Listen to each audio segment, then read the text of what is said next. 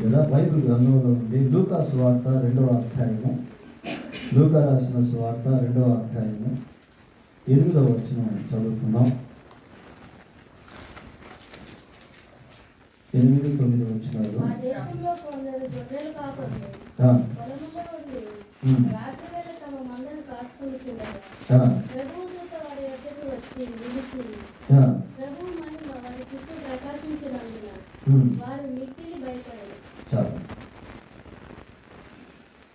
లూకా రాసిన సువార్త 2వ అధ్యాయము 8వ వచనం 9వ వచనం మనం చదువుతున్నాం. ఈ 8 నుంచి 11వ వచనం వరకు గమనించినప్పుడు ఇందులో కొన్ని విషయాలు మనం జ్ఞాపకం చేసుకోవచ్చు. ఆ దేశంలో కొందరు గొర్రెల కాపరులు పొలములో ఉండి రాత్రి వేళ తమ మందను కాచుకొనుచుండగా. మరి గొర్రెల కాపర్లను గురించి ఇక్కడ చదువుతూ ఉన్నాం. ఈ గొర్రెల కాపర్లు అనేటువంటి వారు సాధారణంగా చాలా వరకు there are normal people, general people. సామాన్యమైనటువంటి స్థితిలో గొర్రెలను కాస్తున్నటువంటి వారు మనకు కనబడుతూ ఉంటారు. వారి గురించి మనుషులు అంత ఎక్కువగా ఆలోచన చేయరు. వారితో అంత ఎక్కువగా మాట్లాడడం అనేటువంటిది కూడా జరగదు. ఎందుకంటే ఈ పశువులు గొర్రెలు కాసేటువంటి వారు చాలా వరకు ఊరు వెలుపలు ఉంటారు.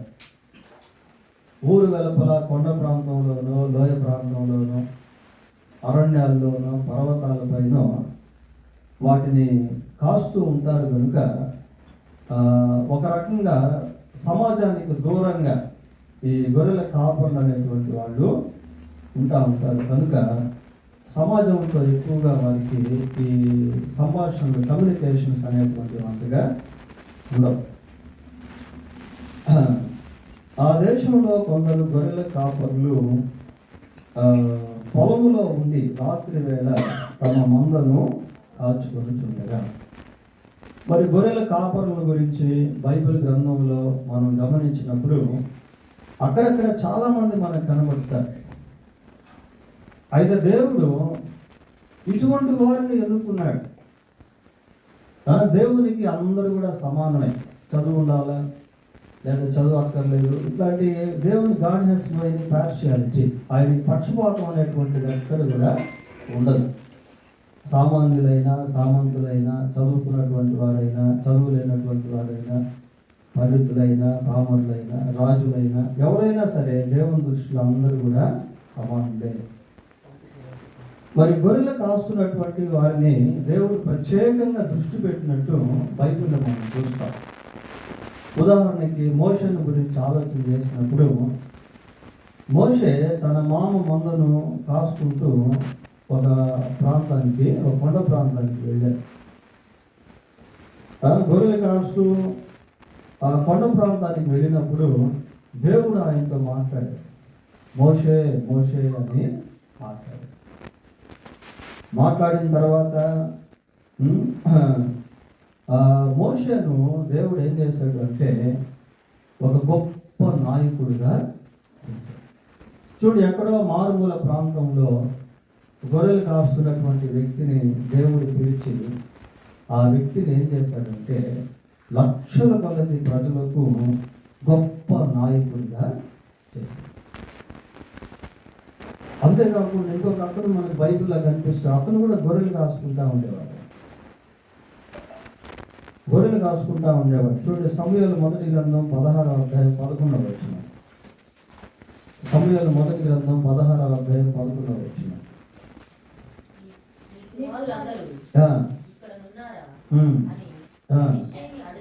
అడుగగా అతడు ఉన్నాడు, వాడు గొర్రెలను కాయిచున్నాడు. అలా గొర్రెలు కాస్తూ ఉన్నటువంటి ఆ వ్యక్తిని దేవుడు పిలవనంపించి ఆ వ్యక్తికి ప్రవక్త ద్వారా అభిషేకించి ఆ వ్యక్తిని గొప్పవాడిగా చేశాడు. ఎవరు ఆ వ్యక్తి? దావీదు. ఎంత గొప్పగా దేవుడు ఆ దావీదును చేశాడు అంటే, గొర్రెలు కాసుకుంటున్నటువంటి ఆ వ్యక్తిని సింహాసనం ఎక్కించాడు, రాజుగా చేశాడు. దావీదు ఎంతో జ్ఞానం కలిగి గొప్ప కీర్తనలు రాశాడు. దావీదు మంచి భక్తుడు అయిపోయాడు, మంచి రైటర్ అయిపోయాడు. దావీదు అనేక యుద్ధాలు చేసేటువంటి యుద్ధశాలిగా మారాడు. చూడండి, దేవుని యొక్క ఎన్నికలో సామాన్యమైనటువంటి ప్రజలు బైబిల్లో మనకు కనబడతారు. ఇంకొక ఆయన ఉండేవాడు, ఆయన పశువులు కాసుకుంటా ఉండేవాడు. చూడండి, ఆమోసు గ్రంథం 7వ అధ్యాయము 14-15 వచనాలు చదువుకుందాం. 7వ అధ్యాయము 14-15 వచనాలు. అందుకు ఆమోసు అనెను,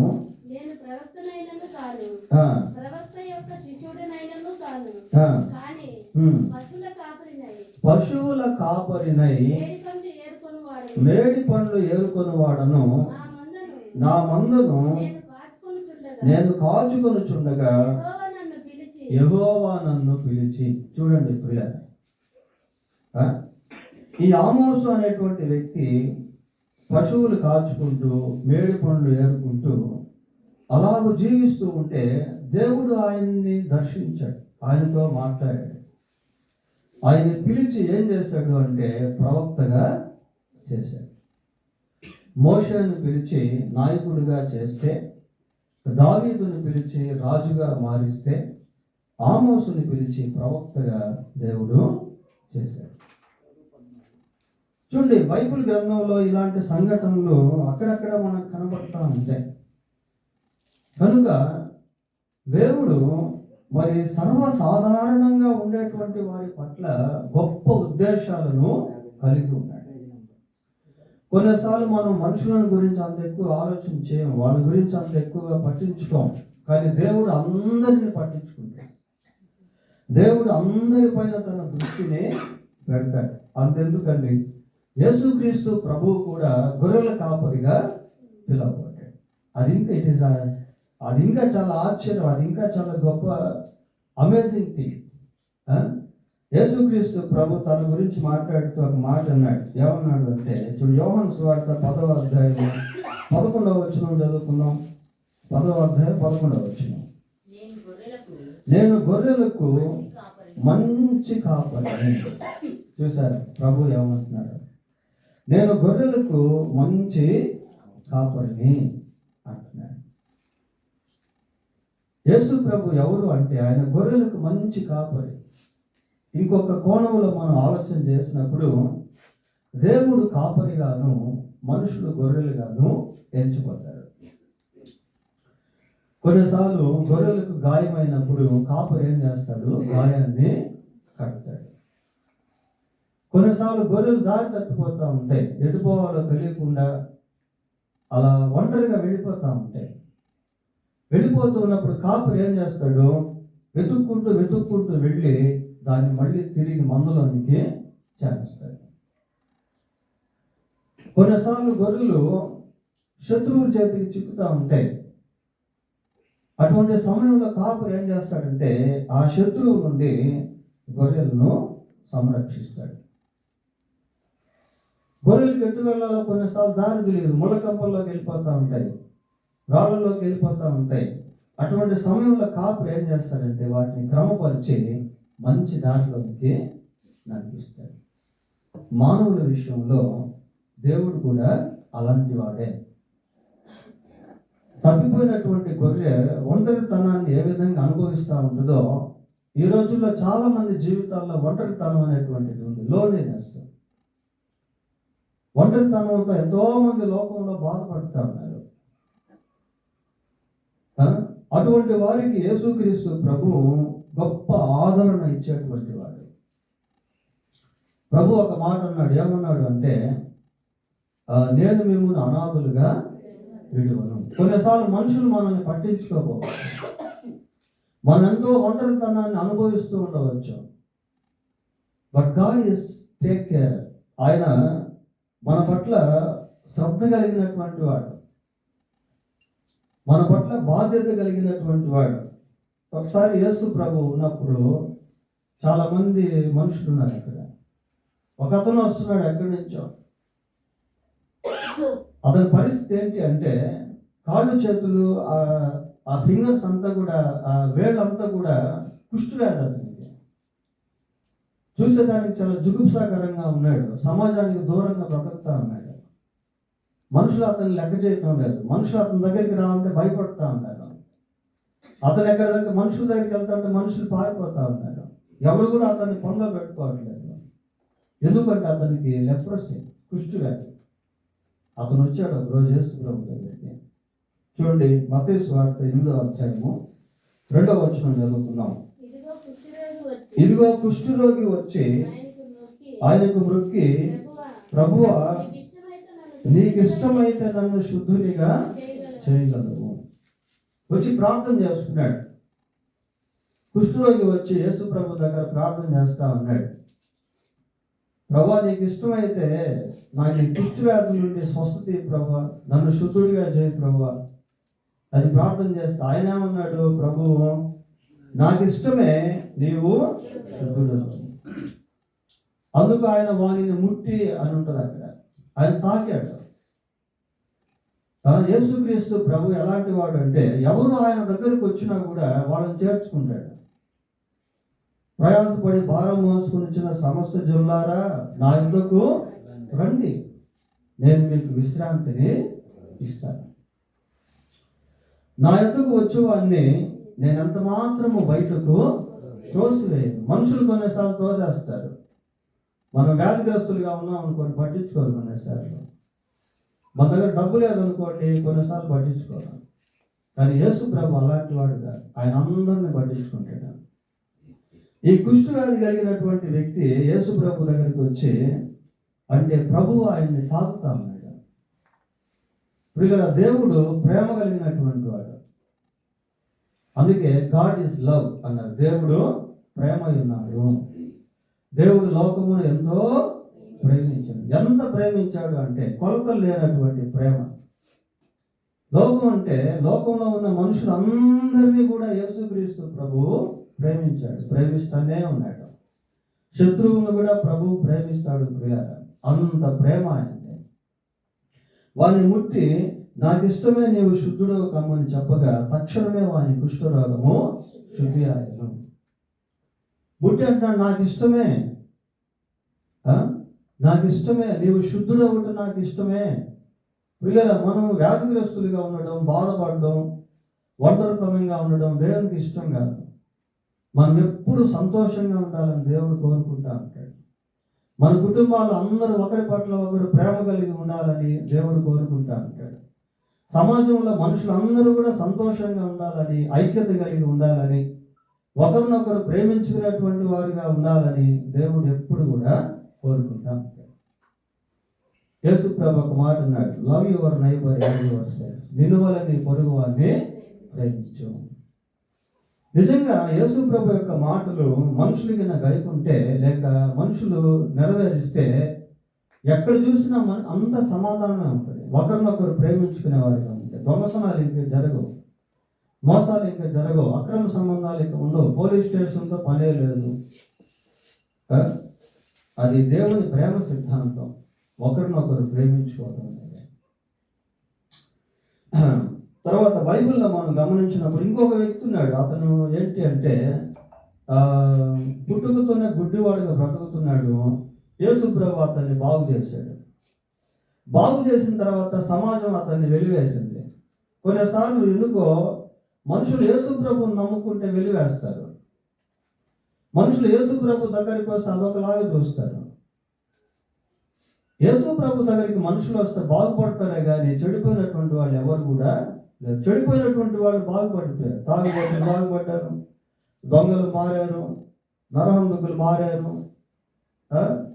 అందరూ మారుతారు. పిల్లరా, యేసు ప్రభు దగ్గరికి వస్తే ఎవరైనా సరే బాగుపడతారు. అయితే ఈ వ్యక్తికి గుడ్డివాడిగా బ్రతుకుతున్నాడు, ఎవరు సహాయం చేయట్లేదు, అడుగు తింటా ఉన్నాడు, భిక్షాటం చేస్తా ఉన్నాడు. ఒకరోజు యేసు ప్రభు ఆ వ్యక్తిని చూసి బాగు చేశాడు. యేసు ప్రభు ఈ లోకంలో ఉన్నటువంటి సమయంలో గుడ్డి వారి కన్నులు తెరిపించాడు, చెవిటి వాళ్ళకు స్వస్థత ఇచ్చాడు, కుంటి వాళ్ళకు నడకనిచ్చాడు, కుష్టి వ్యాధి కలిగినటువంటి వాళ్ళను శుద్ధులుగా చేశాడు, చనిపోయినటువంటి వాటిని ఆయన తిరిగి లేపాడు. సరే, యేసు ప్రభు అతన్ని బాగు చేసిన తర్వాత సమాజం ఏం చేసిందంటే సొసైటీ బాయ్కాటెడ్, ఆయన్ని వెలివేసినప్పుడు అట్లా ఊరు వెలుపల బయట తిరుగుతా ఉన్నాడు, ఎవరు అతన్ని పట్టించుకోవట్లేదు. అతని దగ్గరికి ప్రభు వచ్చాడు. చూడు, యోహాను సువార్త 9వ అధ్యాయము 35వ వచనం చదువుకున్నాం. 9వ అధ్యాయం 35వ వచనం. యేసు విని వారిని కనుగొని చాలు వెలివేశారు. ప్రియులారా, వెలివేసే స్థితి చాలా భయంకరమైనటువంటిది. వాళ్ళకి ఆహారం ఉండదు, వాళ్ళని ఊర్లో చేర్చుకోరు, వాళ్ళకి ఇల్లు అనేది ఉండదు, వాళ్ళకి స్వేచ్ఛ అనేది ఉండదు, వాళ్ళని అనాథలుగా విడిచిపెట్టేటువంటి పరిస్థితి వెలివేయడం అంటే. అటువంటి స్థితిలో ఉన్నటువంటి వ్యక్తి దగ్గరికి యేసుక్రీస్తు ప్రభు వెళ్ళి పరామర్శించడం మాత్రమే కాకుండా అతని జీవితాన్ని బాగు చేసి అనేకులకు ఆశీర్వాదకరంగా మార్చాడు. యేసు ప్రభు ఎలాంటి వాడు అంటే ఆయన శాపాన్ని దీవెనగా మార్చేటువంటి వాడు. బాగు చేశాడు. ప్రియులారా, ఇంకొక అతను దయ్యం చేత పట్టబడి భయంకరమైనటువంటి హింస అనుభవిస్తా ఉన్నాడు. రాత్రి మగళ్ళు నెమ్మది లేదు, ఆ సమాధుల్లో నివాసం చేస్తా ఉన్నాడు. ఎవరైనా వచ్చి అతనికి సహాయం చేయాలంటే వాళ్ళ మీద విరుచుకు పడతా ఉన్నాడు. అతని చేతికి బేడీలు వేస్తే దెబ్బతో వాటిని తెంపి పడేస్తా ఉన్నాడు. వస్త్రాలు లేవు, గావు కేకలు వేస్తా ఉన్నాడు. అటువంటి పరిస్థితుల్లో ఉన్నటువంటి వ్యక్తి దగ్గరికి యేసుక్రీస్తు ప్రభువు వచ్చి ఆ వ్యక్తికి విడుదల ఇచ్చాడు. విడుదల ఇచ్చిన తర్వాత అతను చక్కగా వస్త్రాలు ధరించుకొని మనుషుల దగ్గరికి వెళ్ళి ప్రభువుని గురించి చెప్పడం ప్రారంభించాడు. నెమ్మది వచ్చేసింది, సమాధానం వచ్చేసింది, సంతోషం వచ్చేసింది. దేవుడు అలాంటి కార్యాలు చేస్తాడు. ప్రియులారా, 146వ కీర్తన 7వ వచనం చదువుకుందాం. 146వ కీర్తన 7వ వచనం.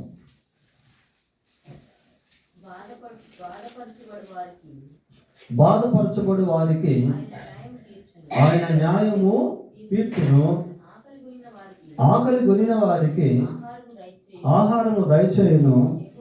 యెహోవా బంధింపబడిన వారిని విడుదల చేయును. గుడ్డివారి కన్నులు తెరువు చేయువాడు, కృంగిన వారిని లేవనెత్తువాడు,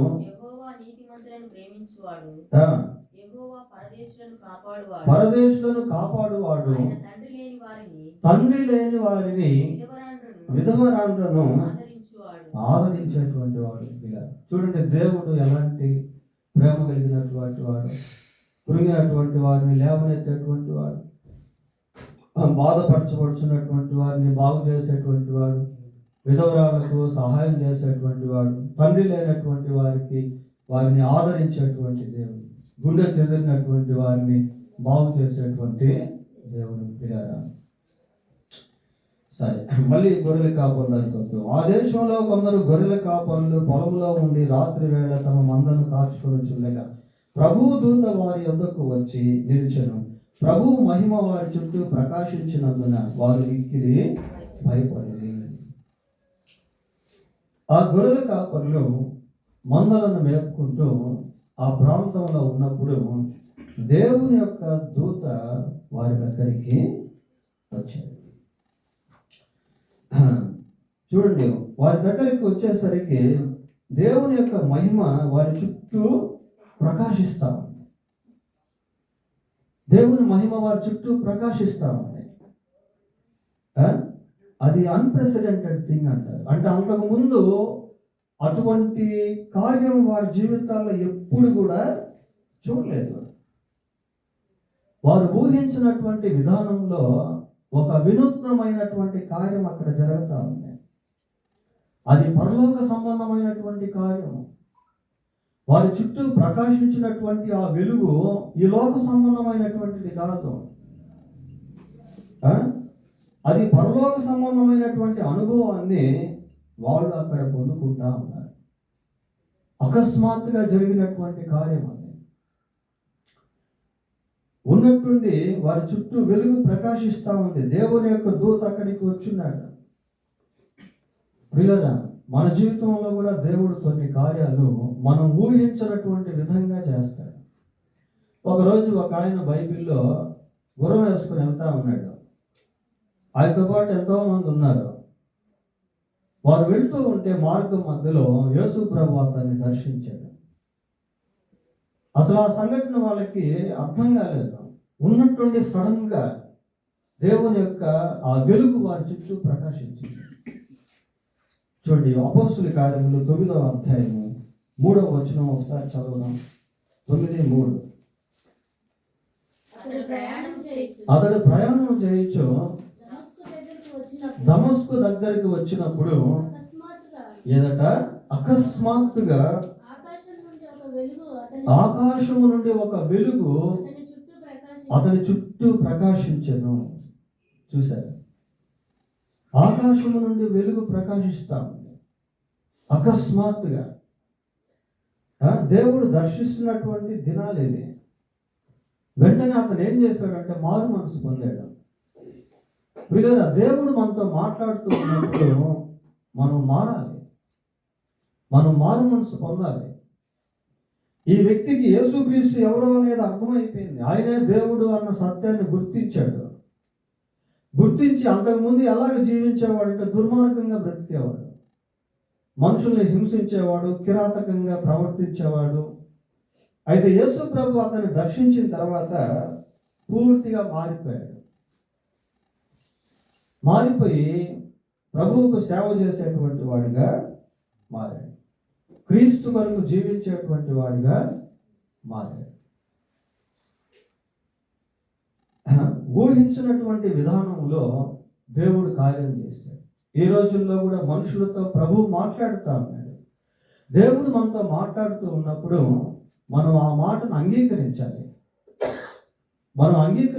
ప్రియులారా, దేవుడు దర్శిస్తూ ఉన్నప్పుడు మనం దేవుణ్ణి గుర్తించాలి.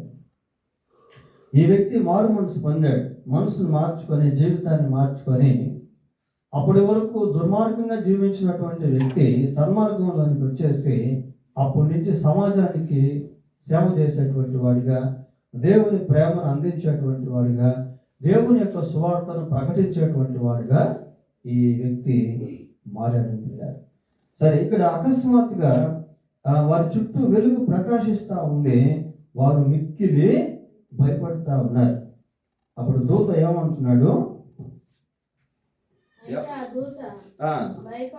భయపడకుడి,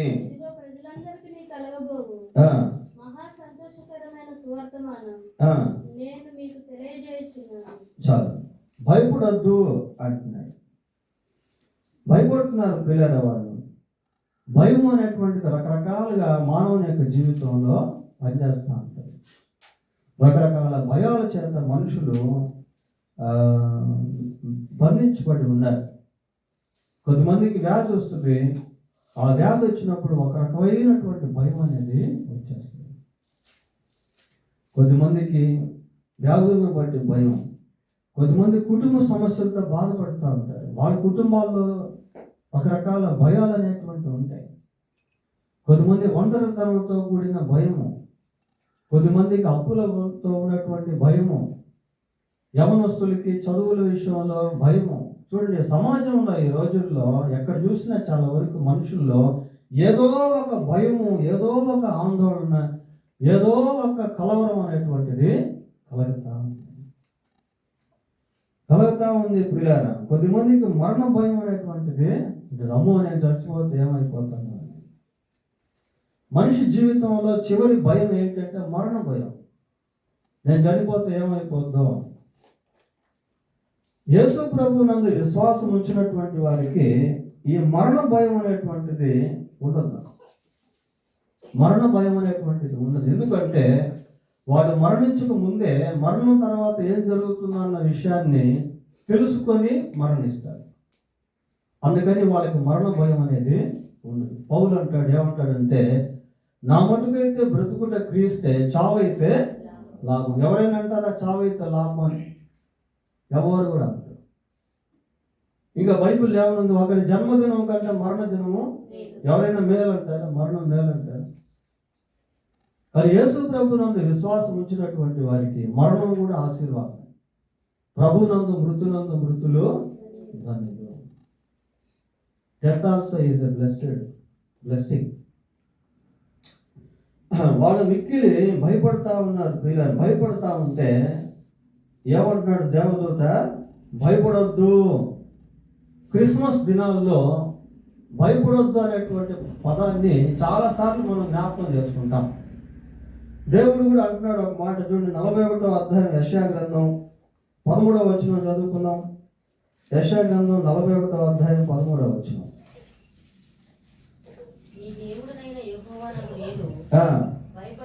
భయపడకుము, నేను నీకు సహాయము చేస్తాను. ప్రియులారా, దేవుడు మనకు సహాయం చేస్తాడు. ఇశ్రాయేలీయులను కాపాడువాడు కొరకడు నిద్రపోడు. ఈరోజు మన బ్రదర్ తాతాజీ గారు మన ఒక వాట్సాప్ పెట్టాడు, చూశారు ఎవరైనా? మన గ్రూప్లో పెట్టాడు. వాళ్ళు ఎవరో పాపం ఒక మంచి కారు కొనుక్కున్నారు. కారులో జనవరి 1 సెలబ్రేషన్ చేసుకుని వెళ్తా ఉంటే యాక్సిడెంట్ అయిపోయి కారులో ఫ్యామిలీ మెంబర్స్ అందరూ కూడా చనిపోయారు. కారు దుక్కు అయిపోయింది. ఎంత బాధకరమైన విషయం. నూతన సంవత్సరంలో గొప్ప విషాదం, కుటుంబం అంతా కూడా. చూడండి, ఈ రోజుల్లో పరిస్థితులు ఎప్పుడు ఎవరికి ఏమవుతుందో తెలియనటువంటి స్థితి. మనిషి జీవితానికి గ్యారంటీ అనేటువంటిది లేదు. ఏదైనా వస్తువు మనం కొన్నాం అనుకోండి, దానికి వారంటీ గ్యారంటీ అనేది ఇస్తారు. కానీ మనిషి జీవితానికి లేదు అట్లాగా. మనం కొంతసేపు కనబడి అందులో మాయమైపోయే ఆవిరి వంటి వాళ్ళం, త్రాసు మీద ధూళి లాంటి వాళ్ళం, నీటి బుడగ లాంటి వాళ్ళం. మానవుని యొక్క జీవితం చాలా స్వల్పమైనటువంటిది ప్రియులారా. కానీ ఈ చిన్న జీవితంలో ఒక గొప్ప విషయాన్ని మనం నేర్చుకోవాలి. అదే క్రిస్మస్లో మనం కనబడింది. ఆ దేవదూత అంటున్నాడు, భయపడవద్దు. ఏమంటున్నాడు? ప్రజలందరికీ కలగబోవు మహా సంతోషకరమైన సువర్తమానము నేను మీకు తెలియజేయుచున్నాను. క్రిస్మస్ అనేది ఎవరికి అంటే, it is not for a Christians but all the people, all humanity of the world. ఈ క్రిస్మస్ అనేటువంటిది ఏదో క్రైస్తవులకి చర్చికి వెళ్ళే వాళ్ళకని కాదు. ప్రపంచంలో ఉన్న ప్రజలందరికీ కూడా క్రిస్మస్ సందేశం ఉంది. అందుకే అక్కడ అదే మనం చూస్తా ఉన్నాం. ప్రజలందరికీ కలగబోవు మహా సంతోషకరమైన, మామూలు సంతోషం కాదు, మహా సంతోషం.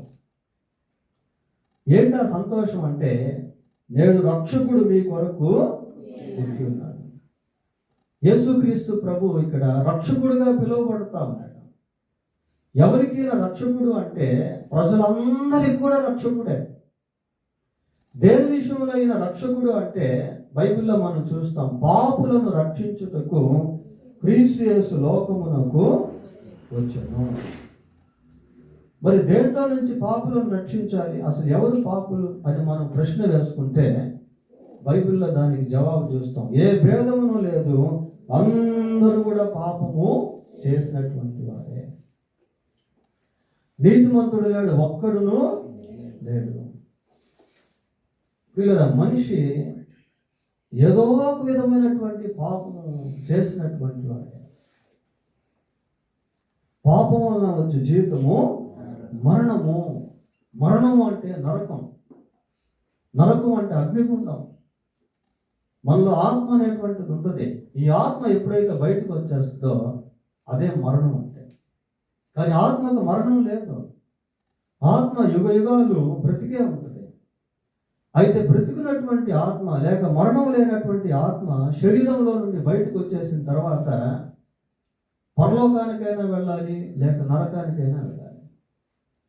పాపం వలన వచ్చే జీవితం మరణము అంటే నరకము అని అర్థం. లోకంలో పాపం చేయని వాళ్ళు ఎవరు లేరు కాబట్టి అందరూ కూడా చనిపోయిన తర్వాత వాళ్ళ ఆత్మలు ఎక్కడికి వెళ్తాయంటే నరకానికి వెళ్ళిపోతాయి. అయితే ఆ నరకం నుండి మనం తప్పించుకొని పరలోక రాజ్యానికి వెళ్ళాలి అంటే మనం బ్రతుకున్నప్పుడే పాప క్షమాపణ పొందుకోవాలి. అయితే పాప క్షమాపణ ఏ విధంగా కలుగుతుంది బైబిల్లో రాయబడింది, రక్తం చిందింపకుండా పాప క్షమాపణ కలుగదు.